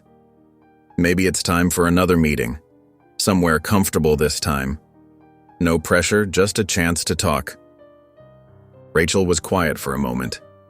"Do you really think he'd want that?" "I do," Ben replied, thinking of how far Noah had come from their first meeting. "He's not angry anymore. He's trying to make sense of everything, and you're an important part of that." After they hung up, Rachel sat at her kitchen table, pulling out a sheet of paper. Her hands shook slightly as she began to write. "Dear Noah, I've read your article 3 times now. Each time I see something new, not just about what happened, but about who you've become. Your words show such deep understanding of human nature, of how good people can make terrible choices when they're scared and alone. I want you to know that not a day has passed when I haven't thought about you. Every birthday, every holiday, every ordinary Tuesday, you were in my heart. I kept a journal all these years, writing letters to you that I never sent. Pages and pages of apologies, explanations, and mostly just hopes for your happiness.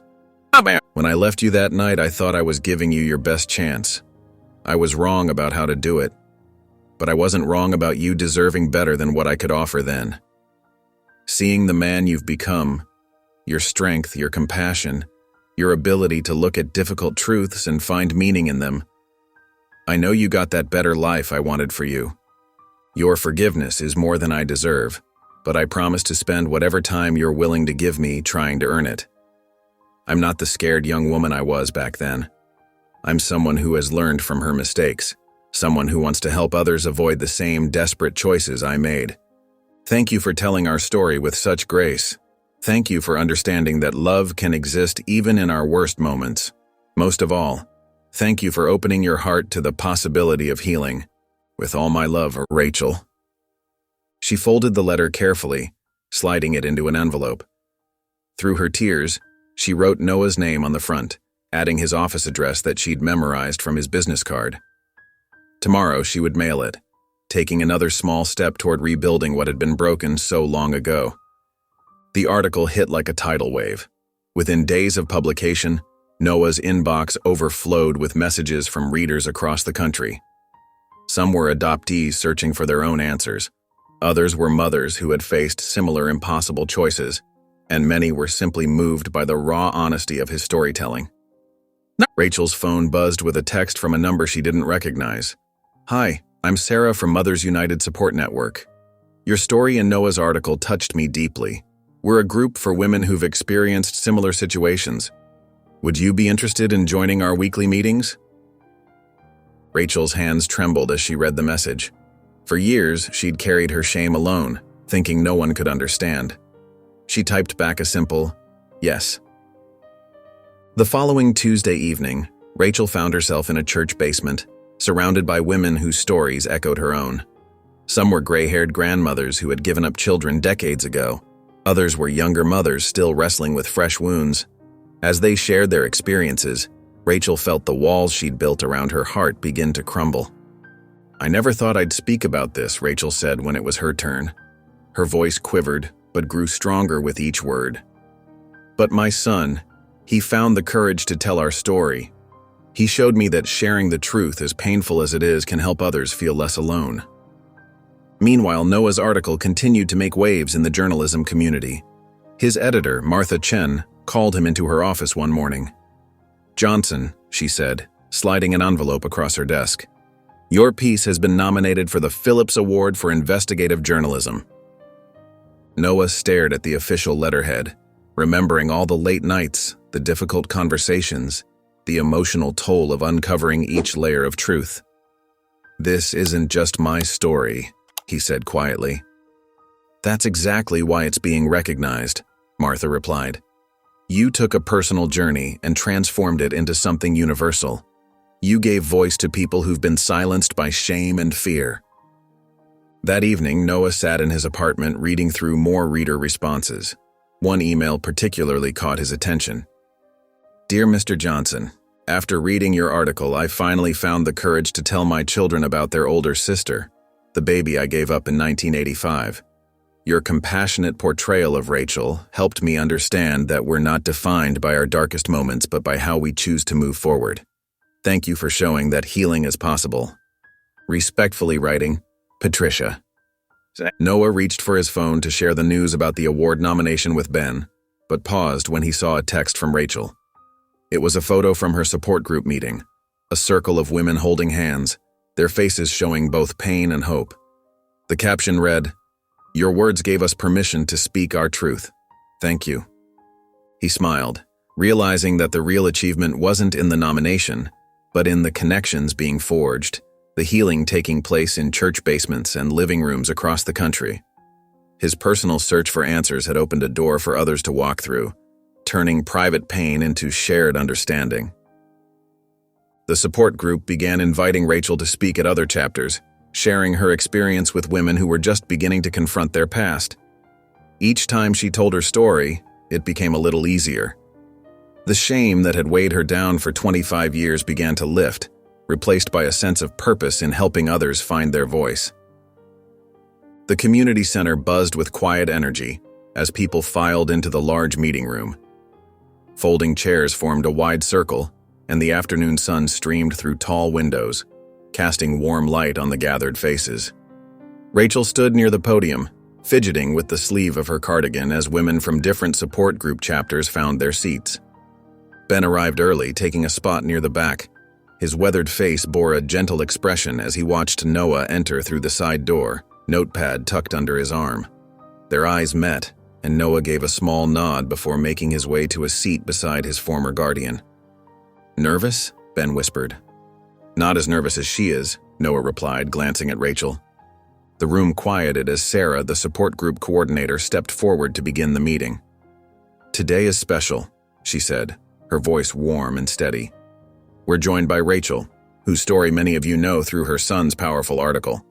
But more importantly, we're here to share, to listen, and to heal together." Rachel approached the podium, her hands trembling slightly as she adjusted the microphone.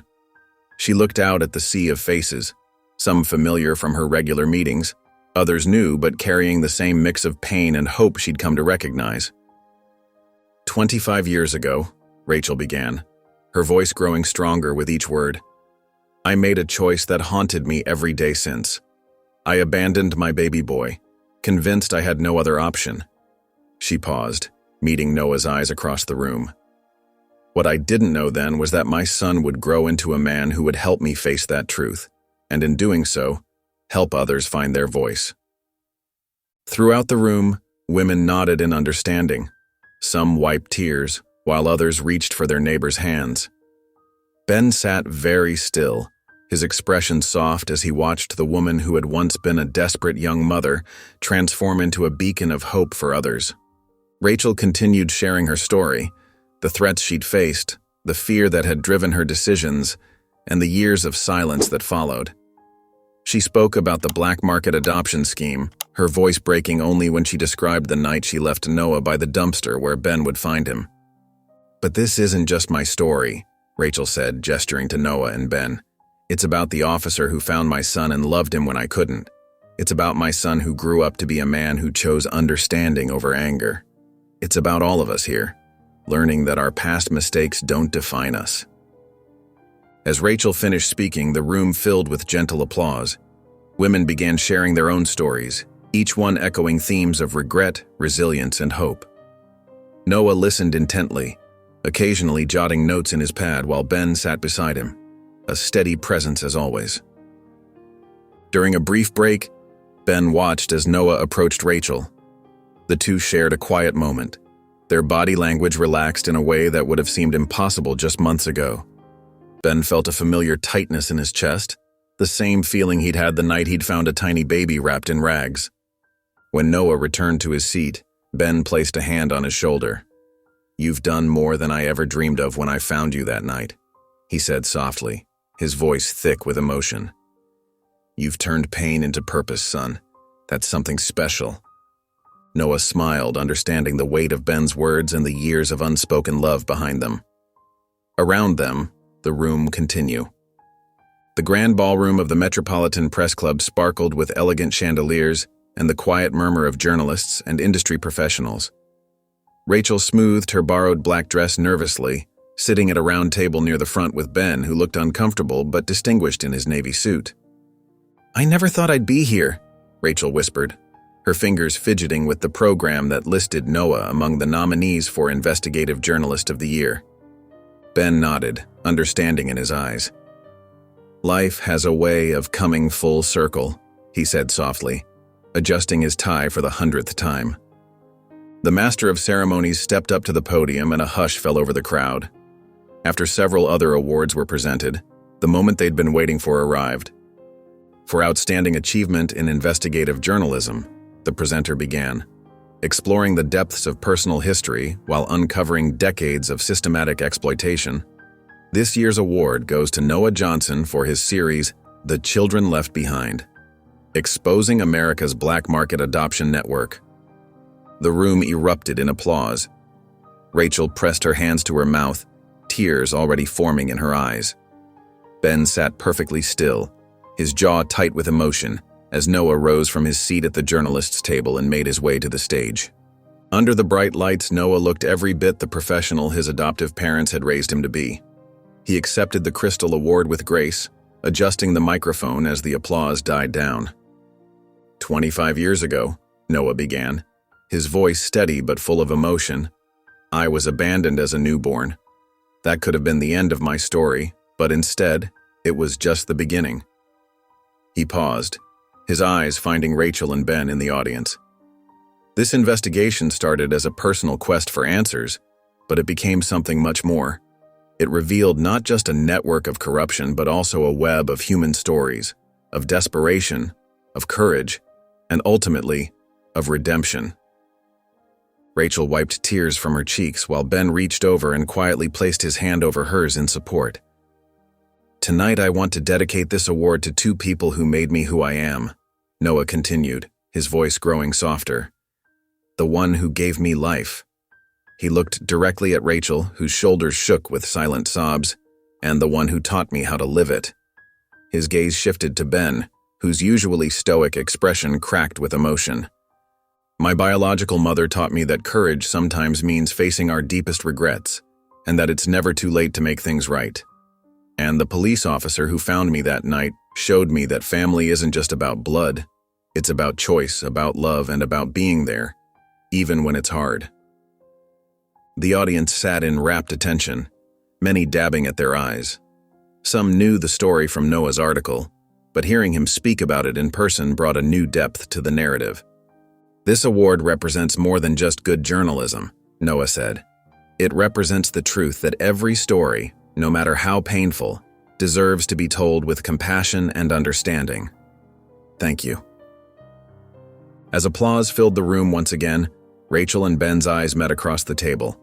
Through their tears, they shared a smile that spoke of shared pain, of healing, and of the unexpected joy of becoming a family in the most unconventional way. In that moment, they weren't just a woman who had given up her child and the officer who had found him. They were simply Noah's parents, united in their pride and love for the man he had become. Noah sat at his desk, surrounded by old newspaper clippings, photographs, and handwritten notes. The soft glow of his desk lamp illuminated the scattered pieces of his life story. His fingers traced over a yellowed photograph of the Johnsons, his adoptive parents, at his high school graduation. Their proud smiles reminded him of countless family dinners, homework sessions, and quiet moments of unconditional love. He picked up his pen and opened a fresh notebook. The blank pages seemed to hold infinite possibilities. "Sometimes," he wrote, The biggest questions in our lives begin with the smallest moments. His mind drifted back to that cold night when Ben found him.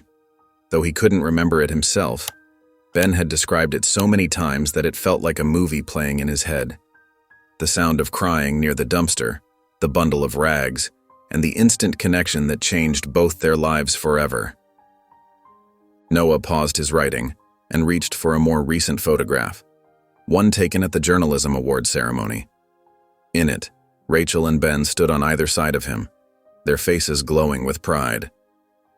Rachel's eyes held the same deep brown as his own, while Ben's steady presence reminded him of the unwavering support that had guided him through his investigation. The truth about family, he continued writing, is that it comes in many forms. Sometimes it's the people who give you life, sometimes it's the ones who save it, and sometimes it's the ones who choose you every single day. He remembered his childhood with the Johnsons, warm Sunday mornings with pancakes and cartoons, his mother's gentle encouragement when he joined the school newspaper, his father teaching him to ride a bike in their quiet suburban neighborhood. They had never hidden his adoption from him, but they had made sure he knew he was chosen, wanted, and loved. The memories flowed onto the page. His first big story at the local newspaper, the day he decided to search for his biological mother, the shock of discovering Ben's role in his life, and the painful yet healing journey of understanding Rachel's choices. Noah stood up and walked to the window, watching as evening settled over the city. The streetlights flickered on one by one, reminding him of the way truth had slowly illuminated the darker corners of his past. He thought about Rachel's tears when she showed him the scrapbook of his achievements, proof that she had never truly abandoned him in her heart. Returning to his desk, he wrote about forgiveness, not just of others, but of oneself. He described how Ben's quiet strength had anchored him during the turbulent months of investigation, and how Rachel's courage in facing her past had taught him about redemption. As the evening deepened, Noah gathered his notes and drove to Jefferson Park. The playground equipment cast long shadows in the fading light. This was where it had all begun, where Ben had found him and made that first crucial choice to care. Sitting on a bench, Noah opened his notebook again.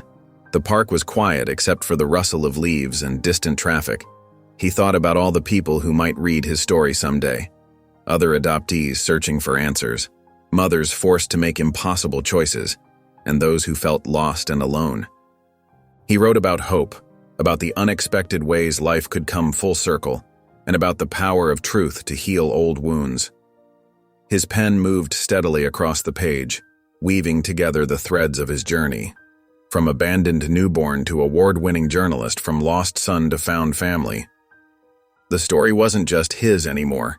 It belonged to Ben, to Rachel, to the Johnsons, and to anyone who needed to believe that even the most difficult beginnings could lead to beautiful endings. Noah's hands trembled slightly as he arranged the silverware on his dining room table.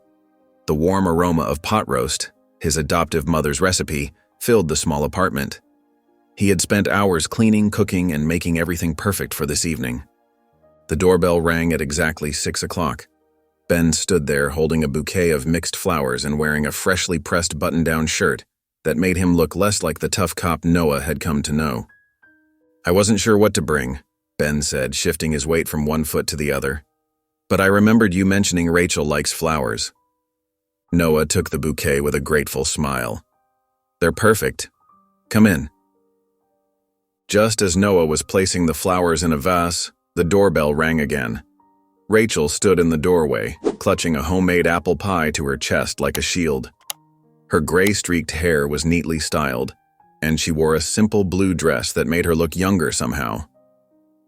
"I hope it's okay that I brought dessert," she said softly. "It's the same recipe my mother used to make." The three of them stood awkwardly in Noah's living room for a moment before Ben cleared his throat. "Something smells amazing." Noah led them to the dining room where steam rose from the pot roast, surrounded by roasted potatoes and carrots. "I used my mom's recipe, Mrs. Johnson's, I mean." He caught Rachel's slight flinch and quickly added, "But I'd love to learn some of your recipes too, Rachel." Her face brightened. "I'd like that." As they settled into their seats, the initial tension began to fade. Ben told stories about his days on the force, carefully avoiding any mention of the night he found Noah. Rachel shared memories of her own mother's cooking, her voice growing stronger with each word. "You know," Ben said, helping himself to seconds, "I haven't had a home-cooked meal this good since… well, I can't remember when." Rachel nodded. "Me neither. I usually just cook for one." "Same here," Ben admitted. Noah watched them, these two lonely people who had shaped his life in such different ways. "Well, maybe we could change that," he said, his voice quiet but firm. "I was thinking, maybe we could make this a regular thing? Dinner together once a month?" The silence that followed felt heavy with possibility. Rachel's eyes filled with tears, and she quickly dabbed at them with her napkin. Ben stared at his plate, but Noah could see his hands trembling slightly. "I'd like that very much," Rachel whispered. Ben cleared his throat several times before speaking. "Count me in, kid. Though next time, maybe we could do it at my place. I make a mean lasagna." "You cook?" Noah and Rachel asked simultaneously, then laughed at their synchronized response. "There's a lot you don't know about me," Ben said with a small smile. "Though I warn you, my apartment isn't nearly as nice as this." "I don't care about that," Noah said. "It's not about the place, it's about…" He paused, searching for the right words. "Family," Rachel finished softly, her voice full of wonder and gratitude. Ben raised his water glass. "To family," he said, his voice gruff with emotion. They clinked their glasses together, and in that moment, Noah felt something settle into place in his heart. It wasn't perfect. They all carried too many scars for that. But it was real, and it was theirs. "So," Noah said, reaching for the pie Rachel had brought, "who's ready for dessert?" Noah sat in the back of the community center, watching as Rachel stood at the podium. Her hands shook as she adjusted the microphone, but her voice was steady when she began to speak. 25 years ago, I made the hardest decision of my life," she said to the room full of women who had gathered for the support group meeting. "I abandoned my baby boy because I felt trapped and scared." Noah felt a familiar tightness in his chest, but it wasn't anger anymore. Instead, he felt proud watching his birth mother share her story. The project they had started together, Voices of Hope, was already making waves in the community. Rachel continued, her voice growing stronger. "But today I stand here with my son." She gestured toward Noah, and he gave a small wave. "He found me, and through his forgiveness, I learned to forgive myself." Several women in the audience wiped tears from their eyes. Noah knew many of them had similar stories. Some had given up children, others were struggling with difficult decisions about their pregnancies. After Rachel finished speaking, 3 women approached her, asking questions and sharing their own experiences.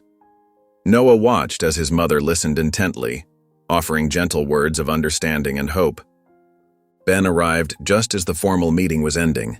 He carried a stack of brochures about mentoring programs for foster children.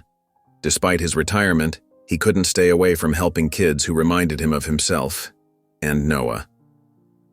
"I've been talking with some local foster care organizations," Ben explained to Noah, setting down the brochures. "They're interested in partnering with Voices of Hope. These kids need to know they're not alone." Noah nodded, thinking about how his own story had started, with Ben finding him that cold night. "We could create a mentorship program," he suggested. "Connect foster kids with adults who understand what they're going through." Ben's eyes lit up. "That's exactly what I was thinking. I've already got 5 former foster kids who volunteered to be mentors." Rachel joined them, still glowing from the positive response to her speech. "The women here tonight, they're so brave," she said. 3 of them want to share their stories at our next event." Noah looked between Rachel and Ben, marveling at how naturally they had both found their roles in this project. Rachel was helping women find their voice and courage, while Ben was creating a support system for children like he once was. "We're making a difference," Noah said quietly. "Real change, one story at a time." A young woman approached their group, her eyes red from crying.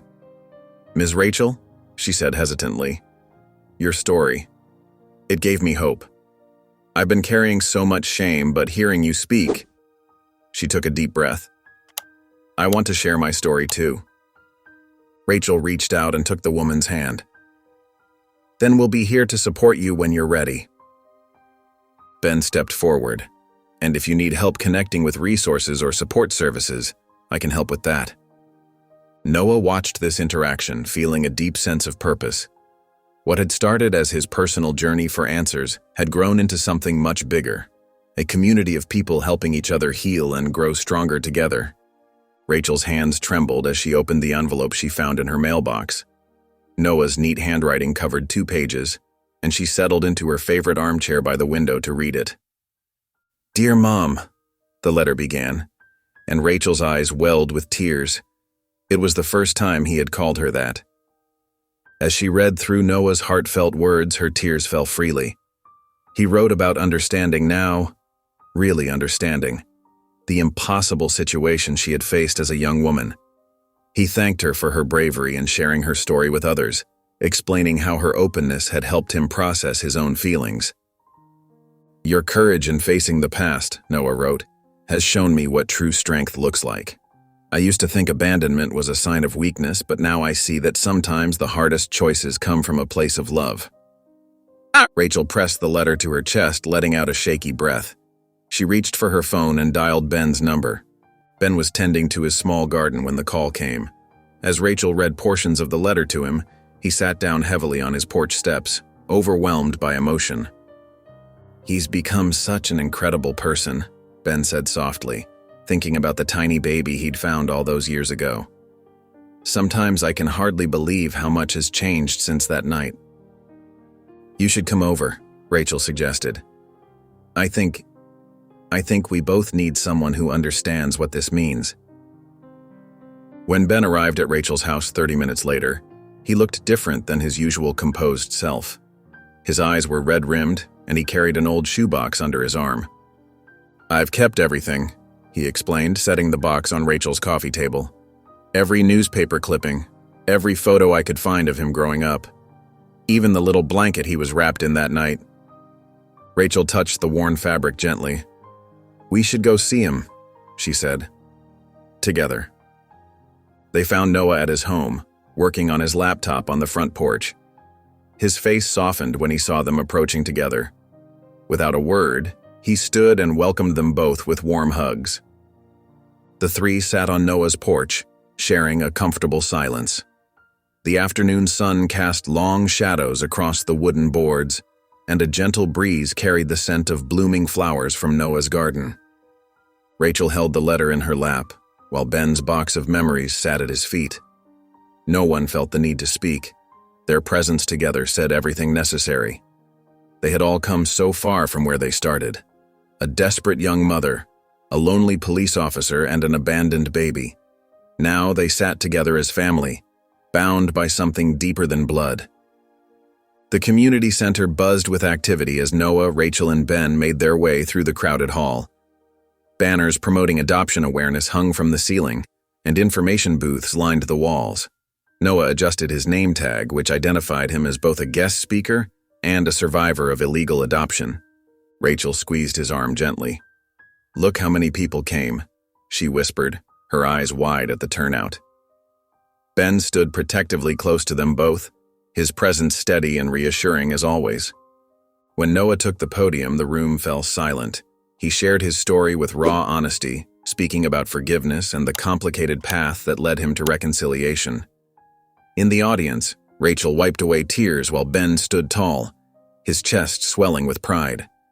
After the speech, people lined up to speak with them. A young woman approached Noah, clutching a copy of his article.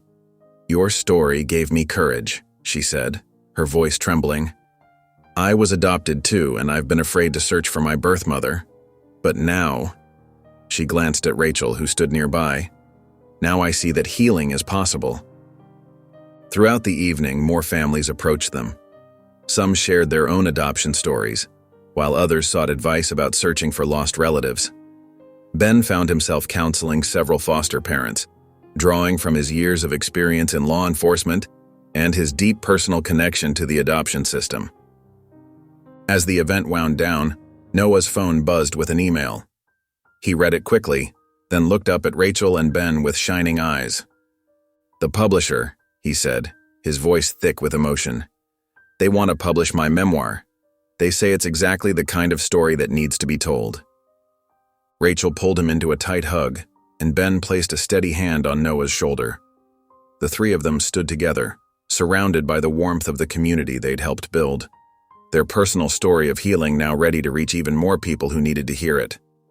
Around them, charity attendees continued to mill about, sharing stories and finding connection in their shared experiences.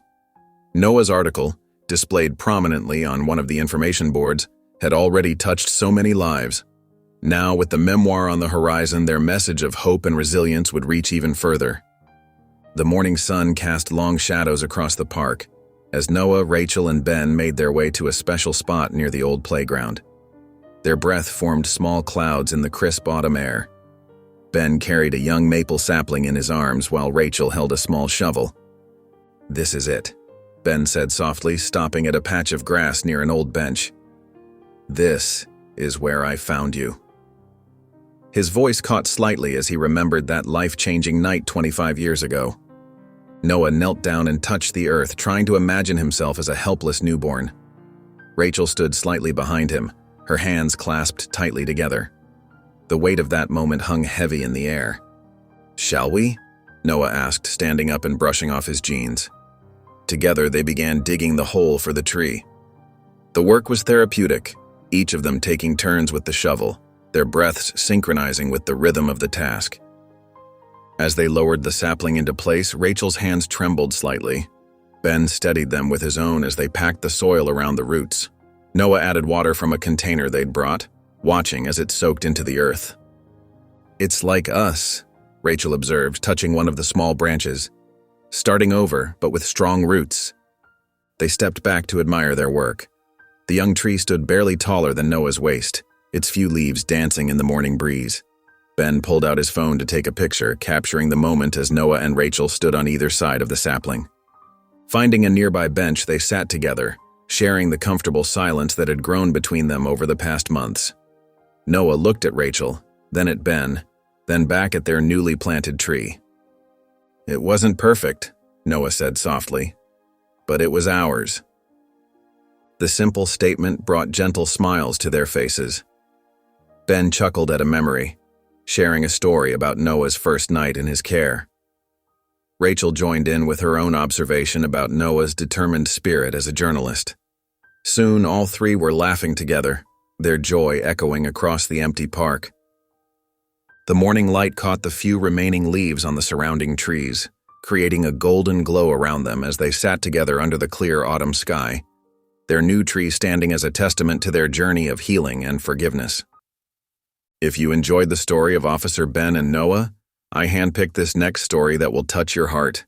Please don't miss this one. Click here to watch it.